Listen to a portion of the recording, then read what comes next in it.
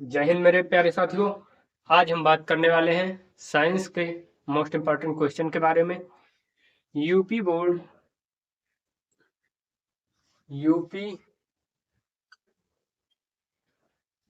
UP board science का most important question 2026 class 10th।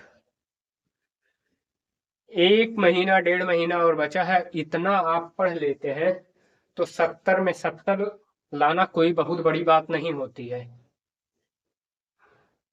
तो आज हम वो क्वेश्चन बताएंगे और आगे चलकर यह बताने से पहले हमारे वीडियो को लाइक और चैनल को सब्सक्राइब जरूर करें। आगे चलकर हम इस पर एक मैराथन क्लास लाने वाले हैं साइंस पर। तो आज हम उसका मोस्ट इम्पॉर्टेंट क्वेश्चन बता देते हैं, फिर लाएंगे इस पर एक महा मैराथन।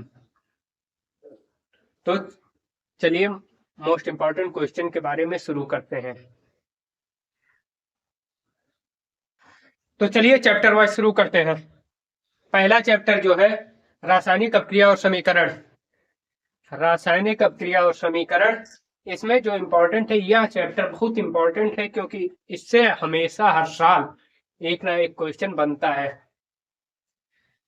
एक महीने में यह विद्या उठाइए, बुक उठाइए, कुछ भी उठाइए, इतना आप रट डालिए। रास अपक्रिया के प्रकार: संयोजन, अपघटन और विस्थापन, द्विविस्थापन, रेडॉक्स अपक्रिया। रेडॉक्स अपक्रिया हर एक साल, हर दूसरे तीसरे साल पे पूछता रहता है। रेडॉक्स अपक्रिया बहुत बहुत ही इंपॉर्टेंट है। समीकरणों का संतुलन, यह हर चैप्टर के लिए इंपॉर्टेंट है। समीकरण संतुलन करना जो है यह हर साल आता है। 1 से 2 क्वेश्चन आता ही है। यह चैप्टर आपको 5 से 6 नंबर देके जाएगा। यह चैप्टर आपको 5 से 6 नंबर देकर जाएगा। और दूसरा चैप्टर शुरू करने से पहले हमारे वीडियो को लाइक और चैनल को सब्सक्राइब जरूर करें। आज नहीं पढ़ेंगे तो कब पढ़ेंगे। हम इस पे लाने वाले हैं महामैराथन। दूसरा अम्ल क्षार लवण। यह जो चैप्टर है, यह इसमें थ्योरी सिद्धांत करके बहुत अधिक पूछता है। सिद्धांत के रूप में बहुत ही ज्यादा पूछता है। अम्ल क्षार लवण के गुण पूछ लेगा। तो चलो बताओ अम्ल क्षार और लवण के गुण क्या है। ऐसे आपके एग्जाम में आ जाएगा तो फिर आप क्या करेंगे, इसीलिए यह रट लीजिए। पीएच का महत्व, पीएच का महत्व पूछ लेगा। बेकिंग सोडा, वॉशिंग सोडा और ब्लीचिंग पाउडर, इन तीनों में से एक आना संभव है। इन तीनों में से एक ना एक जरूर आएगा। अगर क्षार लवण जो है या 5 नंबर, 4 से 5 नंबर हर साल पूछता रहता है इससे। यह जो है सिद्धांत आधारित प्रश्न है। अम्ल क्षार लवण जो है यह सिद्धांत आधारित प्रश्न है। इतना अगर आप पढ़ लेते हैं जो जो बता रहे हैं तो 70 में से 70 लाना संभव है। अगर नहीं पढ़ते हैं तो भगवान भरोसे। तो चलिए तीसरे चैप्टर, चौथे, पांचवें जितने चैप्टर हैं सबके बारे में, सबका इंपॉर्टेंट क्वेश्चन हम आज आपको बताएंगे। फिर इसके बाद हम महामैराथन भी लाएंगे। तो चलिए शुरू करते हैं। तो तीसरा चैप्टर शुरू करते हैं। तीसरा चैप्टर जो है धातुएं एवं अधातुएं। धातुएं एवं अधातुएं से भी क्वेश्चन आते हैं। इसमें जो मोस्ट इंपॉर्टेंट है 3 ही है और वो तीनों पढ़ लेंगे, ज्यादा नहीं है। इतना आप पढ़ लेते हैं तो टॉप कर जाएंगे, अपने डिस्ट्रिक्ट में नंबर 1। अपक्रिया, इसमें धातुएं एवं अधातुएं में जो है अपक्रिया हो गया। संयोजकता और धातुओं की क्रियाशीलता। कौन कौन सा? अपक्रिया, संयोजकता और धातुओं की क्रियाशीलता। धातुओं की क्रियाशीलता मोस्ट इंपॉर्टेंट है। इस पे 3 स्टार लगा लीजिएगा। धातुओं की अपक्रिया जो होती है वो मोस्ट इंपॉर्टेंट होती है। और चौथे चैप्टर की अब बात करते हैं, अध्याय चौथा, हमारे गीता का अध्याय 14। तो चलिए, हमारे साइंस विज्ञान का अध्याय 14, चौथा अध्याय, सह कार्बन एवं उसके यौगिक। इसके बिना केमिस्ट्री सूना है। क्लास 10th का जो केमिस्ट्री है, रसायन विज्ञान है, इससे क्वेश्चन हर साल पूछता है। इसके बिना पेपर बनाता ही नहीं है, एक हिसाब से ये कह दें। इसमें सह संयोजक बंध हो गया, सह संयोजक बंध पे आप 1 स्टार लगा के रखिएगा। श्रृंखला हो गया, यह उतना इंपॉर्टेंट नहीं है लेकिन पढ़ लीजिएगा। कार्यात्मक समूह डबल स्टार, हम आपको बता रहे हैं यह चैप्टर मोस्ट इंपॉर्टेंट है। कार्यात्मक समूह पूछ लेगा, OH का कार्यात्मक समूह पूछ लेगा, COOH का पूछ लेगा, ऐसे ही सबका पूछ लेगा, तो आपको बताना तो पड़ेगा ही। नामकरण, IUPAC जो होता है इसका नामकरण पूछेगा, यह इंपॉर्टेंट नामकरण पूछ लेगा। IUPAC पे हम एक वीडियो लेके आएंगे। हमारे चैनल को लाइक, इस वीडियो को लाइक और चैनल को सब्सक्राइब जरूर करके रखिएगा, तभी वीडियो आप पाएंगे, वरना ढूंढते रह जाएंगे, मर जाएंगे। एथेन, एथेनॉल, एथोनिक अम्ल का उपयोग। एथेनॉल, एथेन, एथेनॉल और एथेनोइक अम्ल जो होता है, इसके उपयोग क्या हैं, इसके बारे में। तो 4 चैप्टर हो गए किसके, केमिस्ट्री के, रसायन विज्ञान के 4 चैप्टर हो गए। अब इसके बाद 5वां चैप्टर शुरू करते हैं बायोलॉजी का। तो बायोलॉजी के बारे में भी चलिए जानते हैं, बायोलॉजी का मोस्ट इंपॉर्टेंट क्वेश्चन कौन सा है।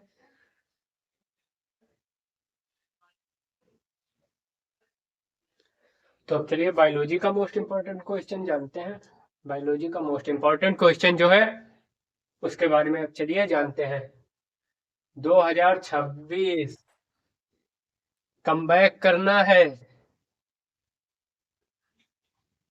जीवन की प्रक्रियाएं, जिसे जैव प्रक्रम भी कहते हैं। अभी यही हम कोष्टक में ना लिखते, ब्रैकेट में ना लिखते जैव प्रक्रम, कुछ बच्चे होते कहते जीवन की प्रक्रियाएं, यह तो चैप्टर लिखा नहीं, लेकिन उसका जो नाम है जैव प्रक्रम या जीवन की प्रक्रियाएं सेम है। तो इसमें मोस्ट इंपॉर्टेंट क्वेश्चन जो है, तो चलिए उसका जानते हैं। पाचन, पाचन, श्वसन, पाचन और श्वसन, उत्सर्जन, परिसंचरण। पाचन जो है मोस्ट इंपॉर्टेंट है। यह जो आता है सचित्र वर्णन, यह चैप्टर और यह चैप्टर जो है सचित्र वर्णन करने के लिए आता है। सचित्र वर्णन, सचित्र वर्णन मतलब जानते हैं, चित्र सहित, सचित्र वर्णन।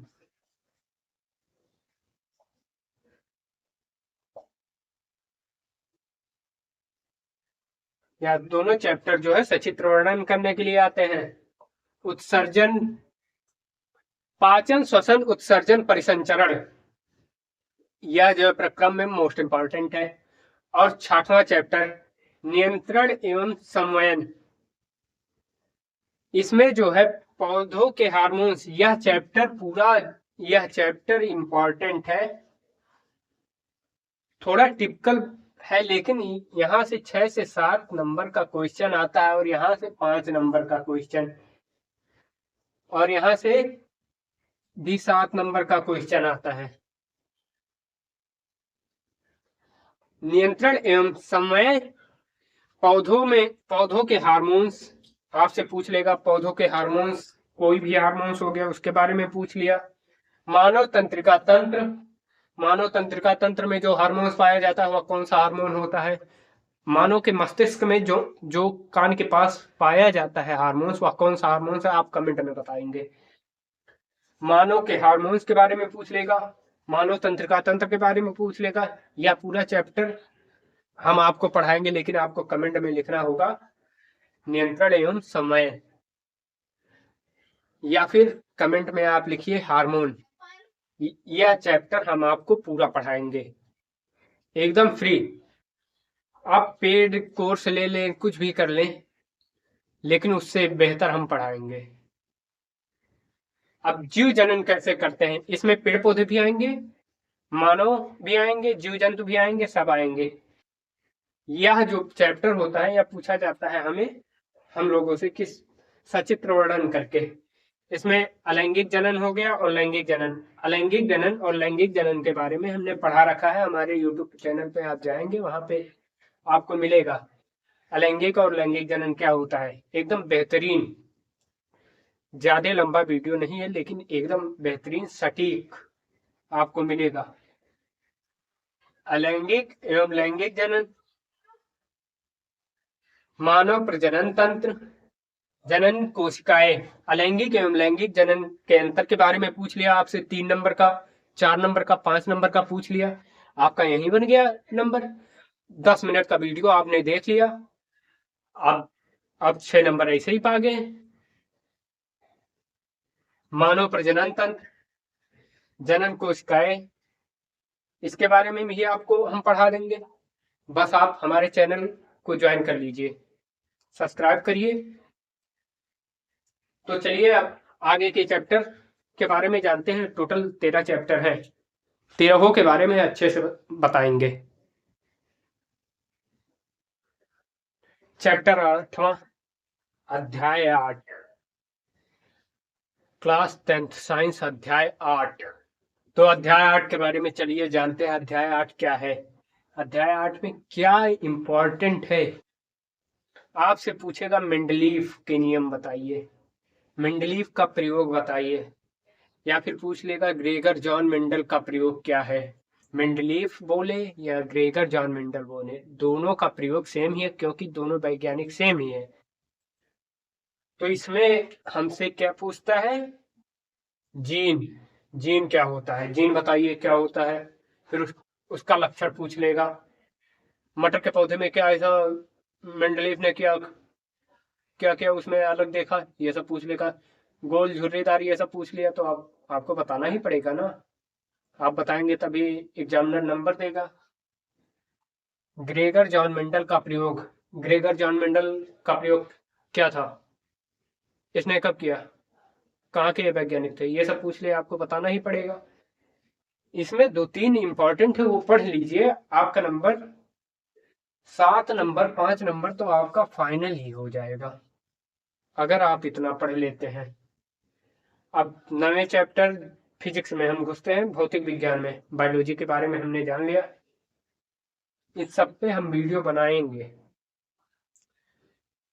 प्रकाश परावर्तन के परावर्तन एवं अपवर्तन, दर्पण के नियम, दर्पण का क्या नियम है। आप ऐसे शीशे के सामने, दर्पण के सामने खड़े हो गए, वो आपका प्रतिबिंब हूबहू बना रहा है, इस पे कोई ना कोई नियम तो लग ही रहा है ना, या कौन सा नियम है। लेंस और दर्पण का सूत्र, इस पर सूत्र है, लेंस और दर्पण का सूत्र बताइए। 2-3 नंबर का ऐसे ही पूछ लिया,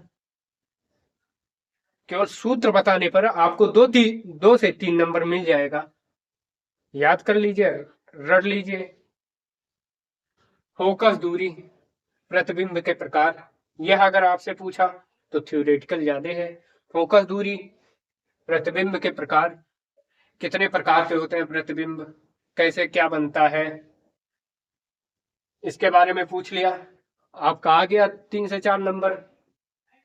बस आपको 1 महीना पढ़ना है। अब 10वां चैप्टर, मानव नेत्र और रंग बिरंगी दुनिया। हमारी आंखें हैं तभी हम ये दुनिया रंग बिरंगी देख रहे हैं, यह काला है, कैसे आपको पता चला, आप अपने आंखों से देख रहे हैं। आंख जो है आप देखें, वह रेटिना पे पड़ा, फिर उससे दिमाग में गया, यह प्रक्रिया जो है, नेत्र की संरचना जब आपसे पूछ लेगा तो आएगा।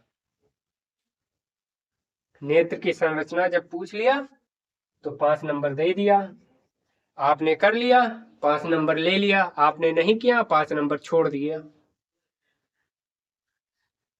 दूर दृष्टि दोष, निकट दृष्टि दोष, चश्मे का प्रयोग। दूर दृष्टि दोष और निकट दृष्टि दोष हमने आपको पढ़ाया ही है पहले ही, यह आप देख लीजिए। लेकिन एक बार हम और पढ़ाएंगे, जब पढ़ाएंगे तो आपके पास वीडियो पहुंचेगा कैसे, इसीलिए चैनल को कर लीजिए सब्सक्राइब, जिससे पहुंचे आपके पास आगे आने वाला वीडियो। इंद्रधनुष विकिरण प्रकीर्णन। इंद्रधनुष कैसे बनता है? श्वेत प्रकाश का फैलाव जब होता है वह 7 रंगों में विभ्योर जिसे कहते हैं, वह कैसे बनता है, ये सब आएगा और ये हर साल आता है। ऐसे एक फ्रिज में बनाना होगा आपको केवल, फिर उस पे थोड़ा सूत्र लिखिए, ऐसे 7 रंगों में बिखेर दीजिए, हो गया। आपको मिल गया कितना? 4 नंबर 5 नंबर मिल गया। बस आपको थोड़ा मेहनत अब करना है, 1 साल नहीं किए बहुत घूमे टहले, अब आपको मेहनत करना पड़ेगा। लेकिन हाँ, इतना पढ़ लेते हैं, ज्यादा मेहनत भी नहीं करना होगा, डिस्ट्रिक्ट लेवल पे आप टॉप करेंगे।